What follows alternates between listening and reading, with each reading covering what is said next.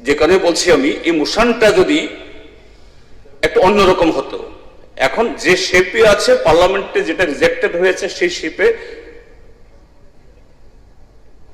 আমার পক্ষে বা আমাদের পক্ষে এটা সমর্থন করা মুশকিল।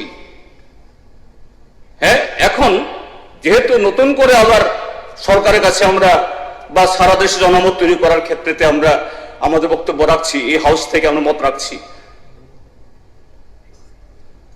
এখন 26-এর জনগণনা শুরু হয়েছে, মাত্র শেষ হতে দেরি হবে, তারপর ডিলিমিটেশন হবে। 29-এর আগে এটা করা যাবে কিনা আমরা এক্সপার্ট না, আমাদের মধ্যে তো একটা সন্দেহ হচ্ছে। তাহলে আমরা রিকোয়েস্ট করি না এখান থেকে, আমরা যদি এতই অ্যাডামান্ট, এতই আন্তরিক, এতই মাতৃশক্তির প্রতি আমাদের মানে কি বলে এই ইচ্ছে, এখন 543 জন যে আমাদের সদস্য আছে তার মধ্যে লাভ হোক না।